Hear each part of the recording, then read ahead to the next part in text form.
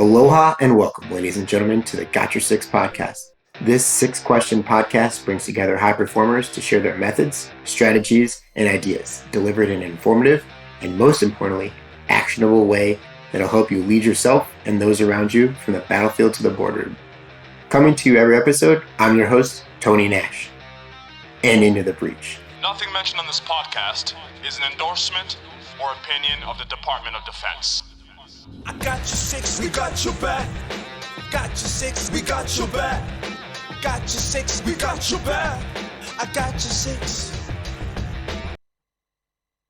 Sixers, what an absolute treat today. We talk about high performers here. Today we have a world-class athlete joining us, Kelly Curtis, bobsled or skeleton, bobsled, Olympic athlete. Does any of that seem like, are you still pinching yourself from all that? A little bit, but now that my first Olympics are over, I'm eager to train and put on a better performance for the next one. Hopefully I can get back to that level again. I mean, I think, yeah, absolutely. Knowing, having our conversations, hearing your mindset, you're already there. It's just about, like you said, being better than the day before. But we'll get into that. We won't jump ahead.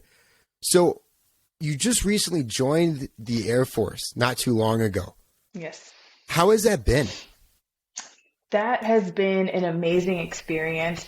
So I enlisted in the summer of 2020, like right at the height of COVID, when we still didn't really know what COVID was and how everyone would react. So I joined, and that was the first sense of like normalcy since the pandemic started, because it was like a little bit more regimented than what I was used to being a civilian living through the pandemic. And as soon as I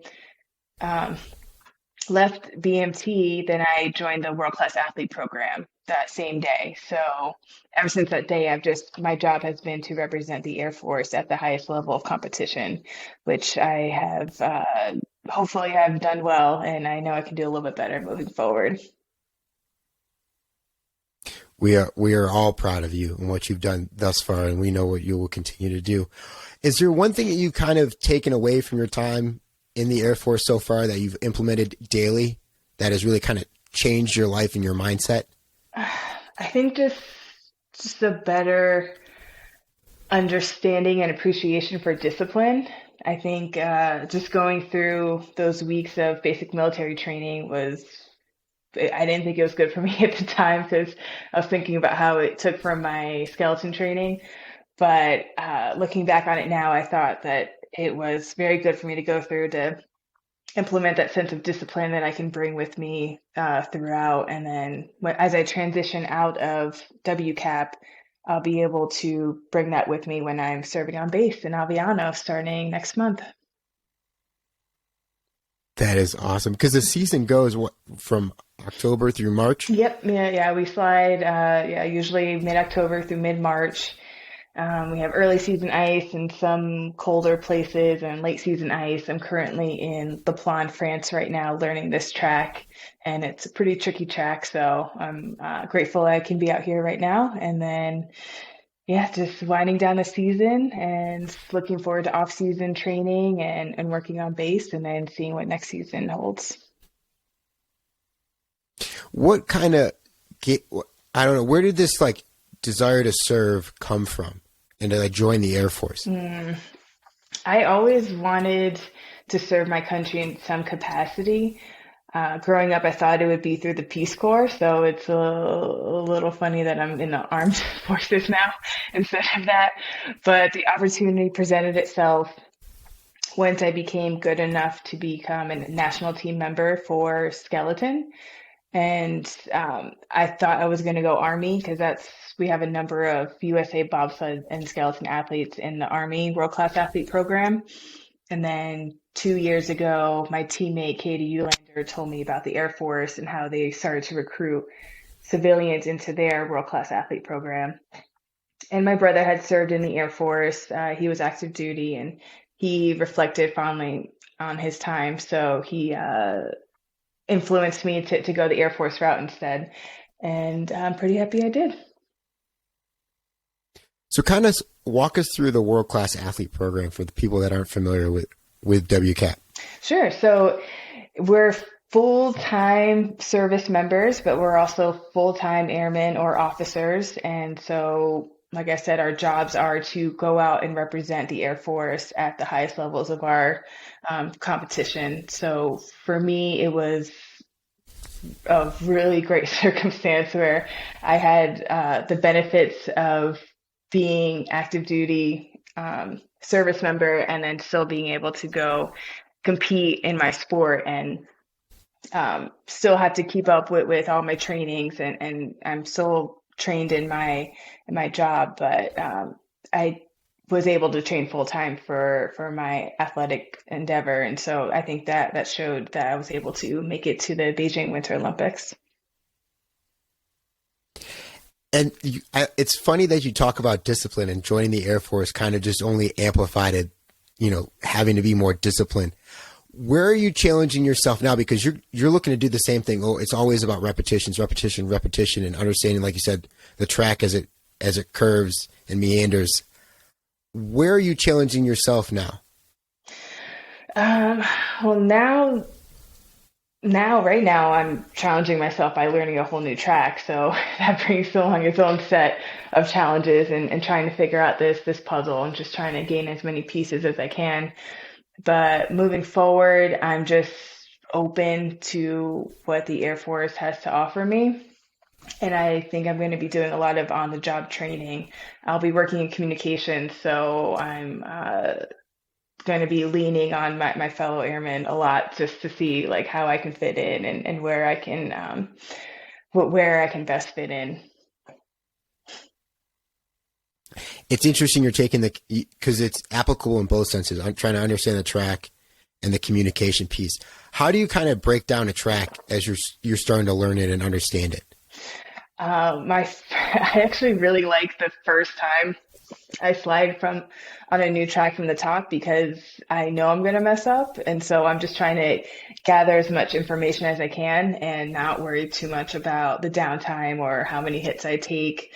I try to get down as safely as possible. And then I tend to work with a coach and I'll reflect on what I felt and how I steer. And then throughout the week, a typical race week is 6 training runs and then two heats in a race. And so it's not a lot of time to break the track down. So I have to rely heavily on my coaches so they can tell me, pretty much the cheat codes for the track. And then I try to implement that and execute that to the best of my ability. But right now, How fast are you going when you're... Oh, go ahead.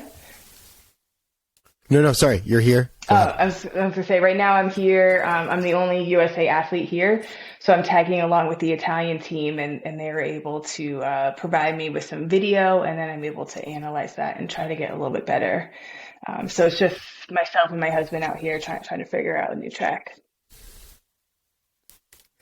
How fast are you going when you're going down these tracks?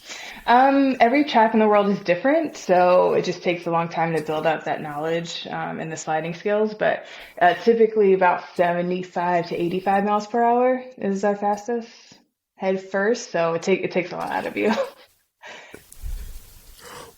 What drew you to skeleton? And kind of, we'll dial back a little bit. What drew me to skeleton? I was looking for a challenge in life, and I was coaching collegiately in track and field because I came from that track and field background, and then the opportunity presented itself that I could try out for bobsled, so I took that up and I did bobsled for a year, and then I knew about skeleton my first year of bobsledding, and I tried it a little bit here and there, but after my first competitive season of bobsled, that's when I transitioned full-time to skeleton. And at first I was living up in upstate New York, and so I just wanted something to do in the cold if I was already going to be up there. I wanted to, take full advantage of my surroundings. And then as soon as I did my first skeleton slide, they pretty much push you off from halfway up the mountain in like Plaston and say, hope to see you at the bottom. And so your first slide, you're just trying to figure out what's going on all around you.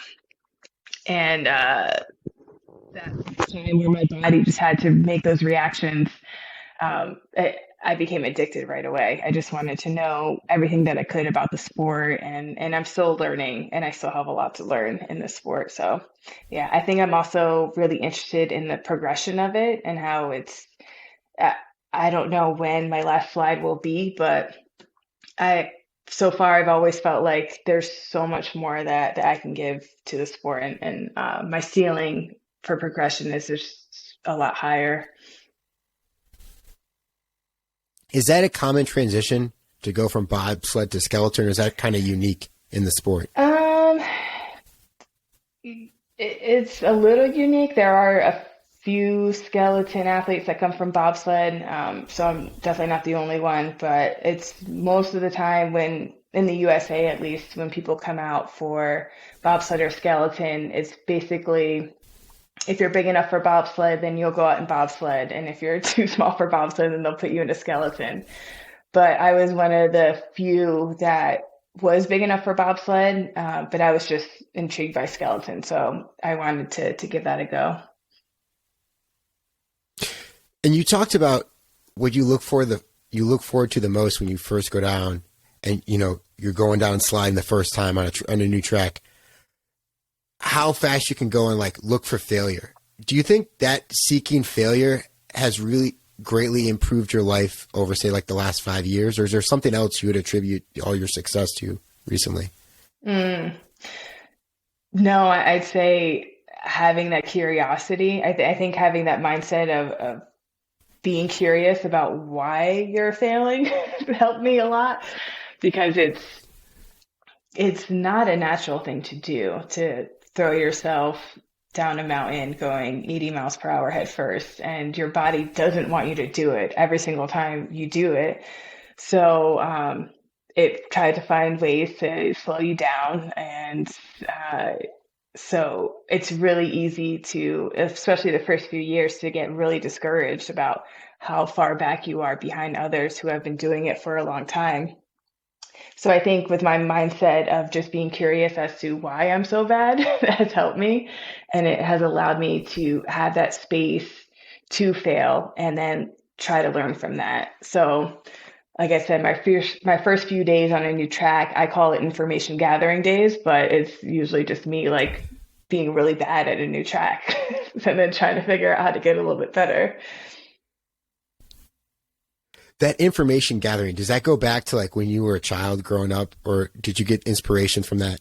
Or did that just kind of happen as you took to skeleton? I think that happened when I started to take to skeleton. I think I did a lot of youth sports, and in high school I was mostly basketball and track and field, and then in college I was track and field. So especially with track and field, you're able to see numbers, and you're able to see how you stack up against others pretty well, because it's just all statistics. So I think when I transitioned to skeleton, there are a lot more factors that will attribute to how you slide, and a lot of it's dependent on the weather or the ice conditions, and so it's all relative. And so for me to be able to see my progression, it, I think I've had to be able to allow myself to fail, and then be able to pick myself back up and try to gather those pieces to make the puzzle, and then try to figure out what this puzzle is supposed to look like. And then, as you said, you're doing all that information gathering, especially right from the start. What does your mindset practice look like as you're going into going into slide for the first time? Because there are so many variables in place, but you have to understand you can only control so much. Mm-hmm.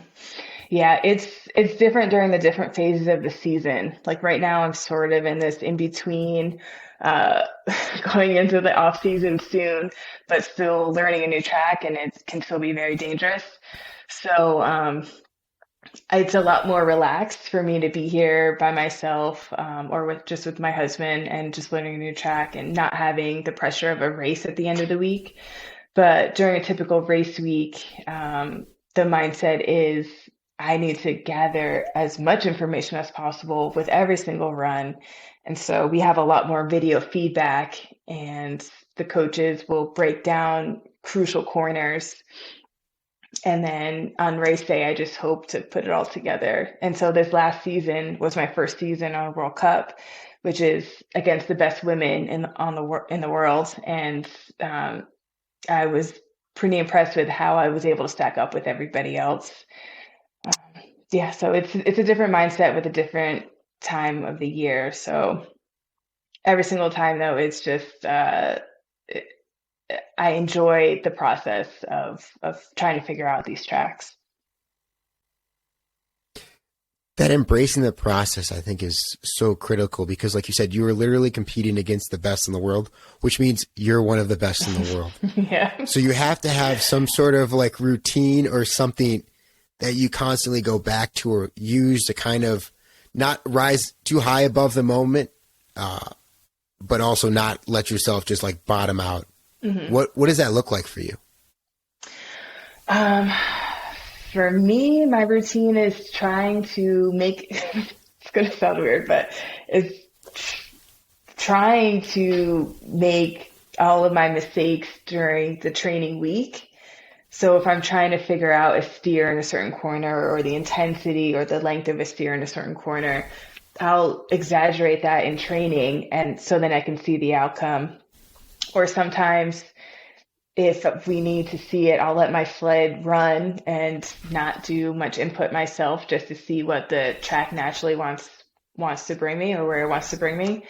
And then just being at peace on race day with just being like, hey, this is my progression. This is just a snapshot of where I am as a slider, and I'll let the results fall where they may. But that might not be like the most competitive mindset, but it's worked well for me this season because I knew for me going into this season as a rookie on World Cup, I was a long shot to make the Olympics. And so I went into this season as a mindset of, let me just take as much away from this season as I can and build on it for the Milan Cortina 2026 games. And then, I was able to put it down when I needed to and qualify as USA 2 to go to Beijing. Which is, again, is still an absolute incredible feat. Thank you. Now, you're trying to, like you said, maximize training as much as possible. And then game day, race day, you're calming yourself down. Are you listening to a certain type of music? Are you like doing like breathing routines, or is there a mantra you say? Like, what is that? Yeah, I should probably start incorporating more breathing routines. But for me, this past season, I've allowed just to listen to different type of music depending on the track. So every track demands a different mindset. And so like that final track on World Cup, and the finale, it was St. Moritz, Switzerland, and it's the only natural track in the world. And that track, I thought, like, requires happiness. Like you have to be happy to be there, and it's sunny and beautiful and just like out of this world. So for me, going into that final race, especially because I was down on points and I knew that I was a long shot even in going into that final race, I just put on some lo-fi hip hop and just listened to some beats and just tried to put myself in that place of like, this is the birthplace of this sport, and just being very excited just to be there, and then just try to execute the lines that we had been working on all week.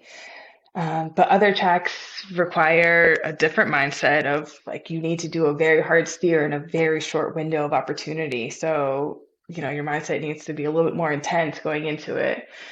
So yeah, every track has a different playlist.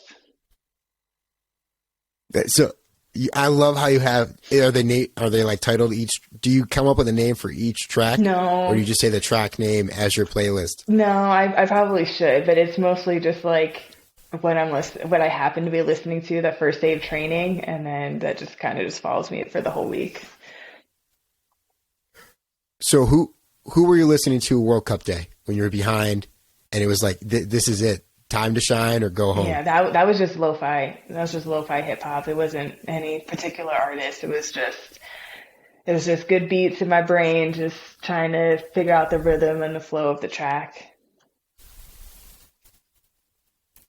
The gratitude piece that you keep coming back to when it goes to understanding your sport, being at, the top 0.0001% of what you do, comes from a lot of reps, right? Both success and facing a lot of adversity. Mm-hmm. Where has failure presented itself that has ultimately led to a great success? Not only in your career, but in your life? Great question. Probably my last track and field competition. So I was a Division III heptathlete at Springfield College, and our Division III championships that was in 2012, so that was a decade ago. But I still remember I had bronchitis right before it. And so on day 2 of competition, as a heptathlete, we have 2 days, it's 7 events. So on the second day, you're usually pretty tired anyway. But on day 2, I was just exhausted. I was drained. And I was leading the competition going into the last event, the 800, which is my worst event. And I ended up being 5th overall. I dropped that many points. And I just remember being extremely disappointed. Not really in my performance, but just in not being able to see my true potential and my full capacity, because I felt like I was limited by having bronchitis. And so that failure put a chip on my shoulder for the next few years. And so I went into collegiate coaching. I coached the national champion, and that was awesome. But I always felt like I had something left in my athletic tank. So that spurred me to try out for bobsled, and then that's led me down this path that I didn't even know was possible. I absolutely love that. Continue to use that motivation to show like we can go a little bit deeper in the tank. Yep. Kelly, thank you so much. But before we go, Kelly Curtis, how are you better today than yesterday? Oh man, I'm better today than yesterday because I was able to figure out where I am in this track. Yesterday was my first day off the top, and I got a little lost in the labyrinth here. So today I was able to figure out where I was for all 3 runs. So where are you in the track? No, like just when I'm sliding. Like yesterday was my first day off the top. So I thought I was in curve 8 and I was actually in curve 9. And so curve 10 came up a lot quicker than I thought it would. And so today I was able to figure out where I was all the time. I love that. Knowing where you are in time and space. Yeah, Kelly, it's pretty important. Thank you so much. Yeah, thanks for reaching out. I appreciate that. Absolutely. Where can people go to connect with you that want to learn more about what you're doing and continue to follow you into 2020, into the next Winter Olympics? Yeah. So I'm just on Kelly Curtis USA and on my socials, so Twitter, Instagram. I have my own personal Facebook, so you can friend request me on that if you want as well. And then the Air Force World Class Athlete Program has their own Instagram, and so they do a very good job of highlighting their athletes as well. So you can follow all of us leading into Paris and Milan. Kelly, thank you for sharing your strategies, your methods, your tips, and most importantly, thanks for having our 6 today. Yeah, really appreciate it. Thank you, Tony. I appreciate that. Appreciate you reaching out.